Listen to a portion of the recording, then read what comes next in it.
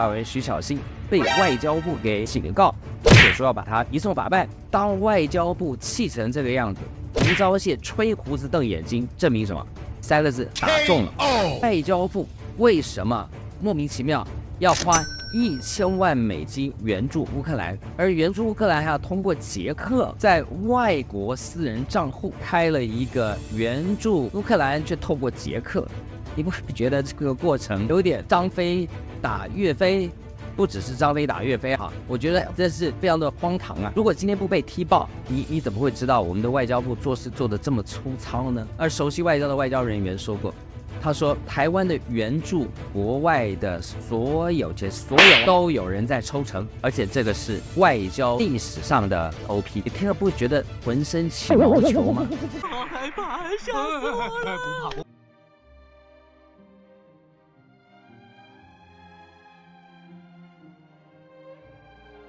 我们在那个景片后面，那个门是一开以后，我们要冲出去说幸福来敲门，让你成为爱家的人啊。我们因为隔着，然后麦克风打开了，我那时候看到，奇怪，就是偶尔眼睛一望，看到他在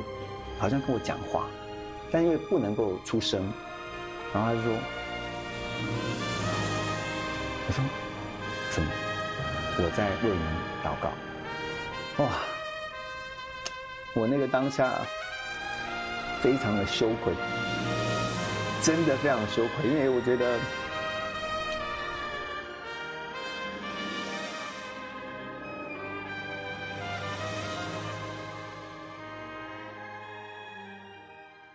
这个恶名昭彰的断交部啊，外交部，现在就是外交部的部长，外交部的部长吴钊燮是史上最厚颜无耻，没有之一啊，也是最断交最多、毫无反省的外交部长。最近跟这个徐巧芯杠上的，而且还扬言要告徐巧芯。先是说你来告我，对不对？直呛徐巧芯，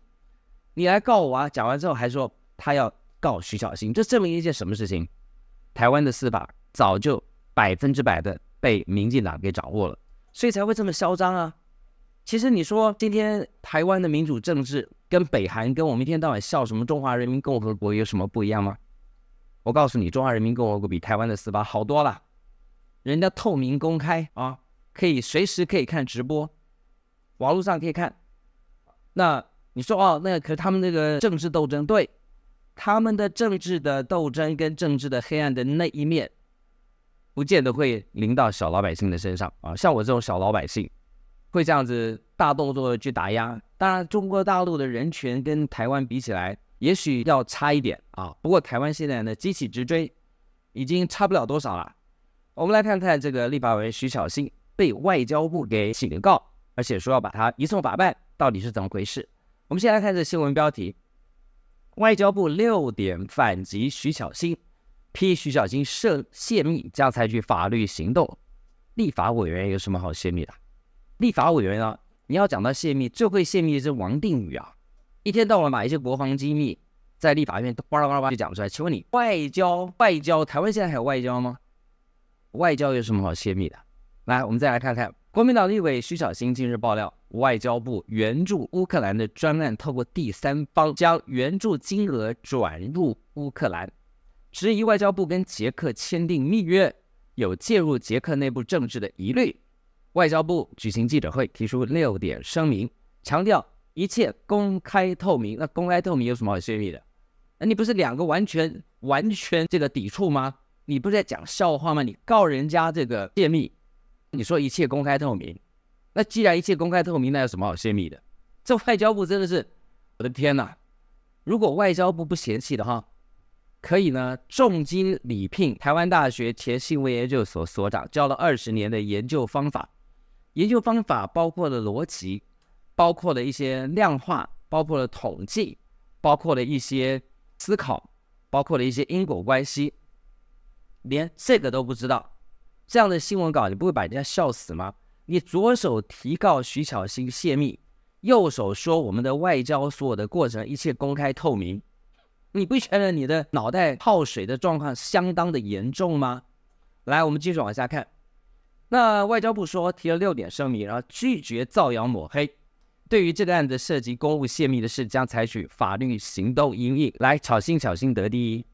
你去被告的时候啊，你可以跟这个法院申请诉讼代理人啊，诉讼代理人不一定要是律师。那因为我担任过检察官评鉴委员会的委员兼发言人，所以我肯定具备有法律相关的诉讼代理人的高级资格啊。我去帮你辩护，我第一句话就问法官说，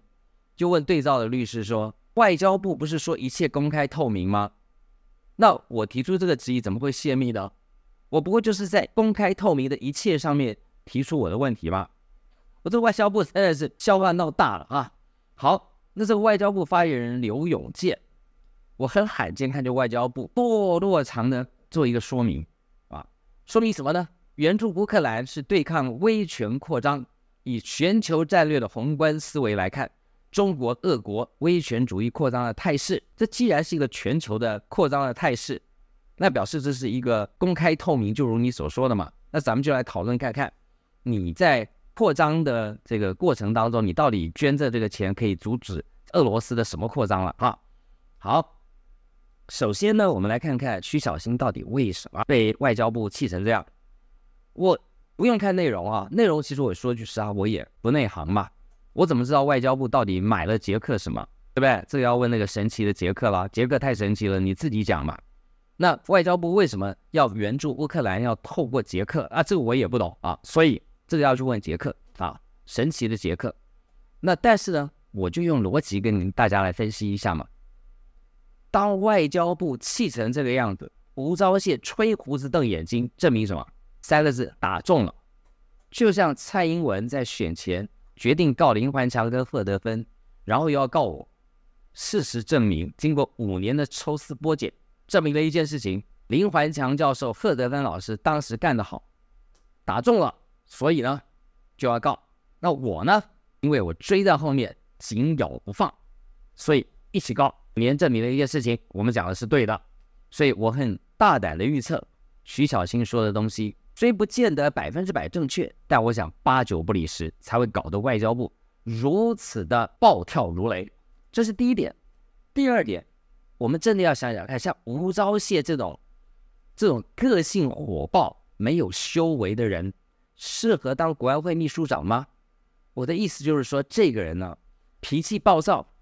你看，在立法院被徐小新一质询的时候，就当场翻脸说：“你来告我啊！”那完全把斯文踩在脚底下。现在你看，回去不到24小时，更小灯手提开始采取报复手段，对徐小新开始扬言抗告、呛告。这样个性的人适合去当国安会的秘书长吗？赖清德，你好好想一想，一个这么冲动、凡事不经过大脑，而且气量狭小啊，动辄报复的人，这种人你说去当警政署署长也许好一点吧，去当外交部部长已经非常勉强了，所以才会断交8个国家嘛。现在呢，去当国安会秘书长，台湾的国家安全交给这样的人，哪一天他一冲动就脱口而出，然后台湾挨2颗飞弹，各位想想，这样的人当国安会秘书长可以吗？好，我们来看徐小新到底什么地方说中了啊？我们来看看联合报的新闻，1000万美金谁受贿？台捷密约首曝光，徐小新质疑外交部干预他国内政。巧心实在太客气了，这个问题不是干预国家内政的问题啊，这个问题啊，背后如果没有好处，外交部怎么会干这种奇奇怪怪事而不愿意曝光呢？我这么说哈，所有的国安密账背后都有人抽一手，这是退职的外交官清清楚楚的告诉我，台湾只要把它变成机密，这笔预算只要封上机密，就是开始准备分钱。事实就如此啊，我们被踢爆过好多次，我在民视的时候也曾经报道过嘛，我们援助海外就被海外的报纸踢爆这中间的舞弊，这种事情我们外交部不但不是第一天干了，而且是常夜饭。好，我们再往下看，外交部跟捷克卫生科技院签订了一笔1000万美元的合约，要援助乌克兰，真是小钱呢。以过去外交部种种贪污的历史，1000万美金真的是很小的小钱啊！我现在讲的不是只有民进党哦，台湾从以前的凯子外交到今天，这一连串的钱往国外撒，外交之后呢，这笔钱没有人监督。好，我们驻外的这个外交官啊，分一手，台湾的高官分一手，更有甚者是台湾有很多外交官，最后呢退任的第一天就立刻转当地的公民，在那就不回来了。所以大家盯好，教育部高教司长朱俊章，他外派加拿大啊，内线消息告诉我说他准备移民啊，落跑啦啊。还有那个李彦仪，教育部的前高教司长，就是朱俊章的上一任的高教司长，这些都是论文门当中恶行恶状的共犯，他们准备外调。那朱俊章调加拿大啊，这个李彦仪调比利时，都是准备作为他人生公职生涯的最后一站，吃饱了留在当地不回来。你看我的预言准不准？大家慢慢看啊。好，但是这个事不会让他得逞，你们放心好了。他就是移民到火星，我也要把他追回来啊！因为隐藏的事没有不显露出来的。今天呢，我们如果碰到这样的事情，可以袖手旁观，那就应验了这个神父尼莫拉的那个忏悔诗。当纳粹迫害各种各样的人的时候，每一个人都袖手旁观。最后呢，当纳粹指着你、冲着你来的时候，你就来不及了，因为没有人会声援你，而且呢，你旁边所有人都被逮。好，我们来看看外交部为什么莫名其妙要花1000万美金援助乌克兰，而援助乌克兰还要通过捷克在外国私人账户开了一个援助乌克兰，却透过捷克，你不会觉得这个过程有点张飞打岳飞？不只是张飞打岳飞啊，我觉得这是非常的荒唐啊！如果今天不被踢爆，你怎么会知道我们的外交部做事做得这么粗糙呢？而熟悉外交的外交人员说过，他说台湾的援助国外的所有都有人在抽成，而且这个是外交历史上的 OP， 你听了不会觉得浑身起毛球吗？我们再往下看，徐小新说密件内容提到说指定要30%到40%给台湾的厂商，这个钱就是这样来的嘛。以前台湾赴美采购，有一位已经退休的官员被美国人叫做 Mr. 10%， 都不直称呼他的名字，像我叫 Dennis 彭，没有人叫我 Dennis 彭，都叫我这个 Mr. 10%。 其实这个怪他也有点不厚道，为什么？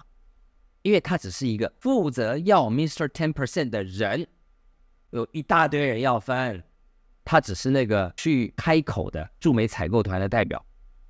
我们再来看这个密件的内容，说到要把30%跟40%给台湾的厂商，却没有提到任何招标的过程。徐小新质疑是不是只有跟民进党关系友好的厂商才可以获得标案，要求外交部做到公开透明。我要跟小新说的是，这个招标的过程当中有没有招标是一个问题，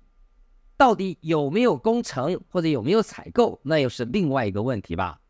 这个问题的关键在于1000万美金，如果他还真的去采购什么东西，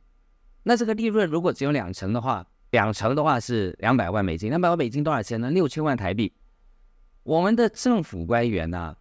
，6000万台币根本看不上啦，所以这个1000万美金啊，如果没有被徐小新踢爆，到底有没有采购啊，可能都是一个大问题。徐小新说的重点了，要求外交部做到公开透明。外交部立刻反手告诉他说他泄密，又对外说一切公开透明。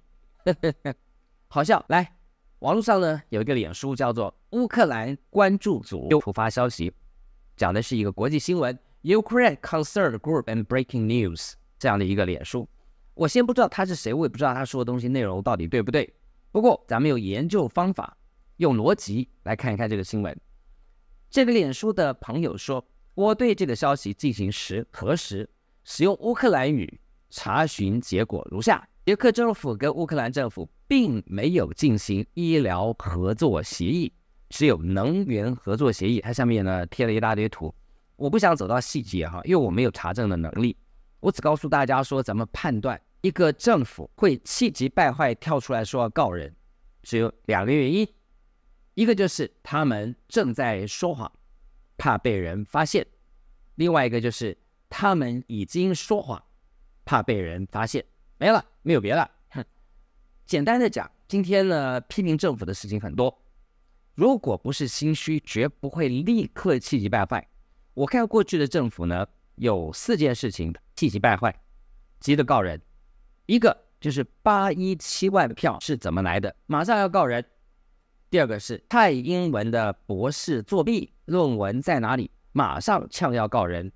第三个是我们的这个武汉肺炎的疫苗啊，或者 COVID 新冠肺炎的疫苗采购到底哪里有问题，马上要呛告；第四个就是这个钱是小钱啦，2000万美金，我觉得可能这一个局高官啊，像外交部长啊这些高官，可能都还没有看不上的。这个局呢，到底是怎么一回事？2000万美金虽然不多，可是也这么气急败坏啊，说不定这只是这一个整个过程的一开始而已。好，这位在脸书上的朋友说，在2024年，捷克政府跟乌克兰东部的一个政府呢有经济合作协议，里面的新闻稿就谈到份的医疗援助，但是仍然跟外交部所说的重建乌克兰医疗能量的计划相差甚远。另外，经过乌克兰内部的网站查询，捷克并没有在乌克兰建立任何的医疗工厂，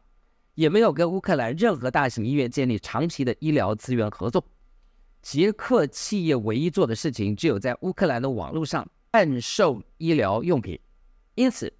如果如外交部所说的啊，这位朋友说台湾跟捷克政府签下协议，大发战争财，那么这个脸书上的朋友就推断，他说这样的事情对于人均 GDP 只有4000美元的乌克兰人而言，那完全是一场灾难。执行是什么？我们无从得知，因为机密多少罪恶假机密之手为之。但是我们从外交部的回应，一会儿告徐小新泄密，一会儿又说凡事公开透明，但是结果呢，什么也不公开，什么也不透明，唯一公开的几个名词就被网络上的朋友们打脸，说捷克跟乌克兰之间跟台湾之间哪来的什么医疗资源重建的计划？没有。所以这个事情的背后还有的慢慢查了。我是建议徐小新跟我一样啊，虽然你是得第一啊，那我是得冠军，我得的是世界冠军。外交部一告你的同时，立刻反手诬告，而且最好不要透过地检署啊，最好不要用告发自告诉，因为你会很快的被吃案，什么都没有。所以我是建议你被告了以后呢，慢慢跟他磨什么呢？你跟他磨自诉，然后透过刑事自诉告外交部诬告，抽丝剥茧的从法院调出外交部所有的弊案的蛛丝马迹。蔡总统的论文，一块巨大的谎言，他的博士学位只是一个骗局的景象。我举发了他，告诉世人真相。但现在我被通缉，我大方的彼岸，他们说我是叛徒，我是出卖家乡的人，但我只是解开了黑暗中的一点光。我爱我的国家，但我也爱天下，虽然我无法回应，继续寻找。喜欢我们的影片，请在下方点下订阅按钮，也别忘了开启旁边的小铃铛。谢谢大家。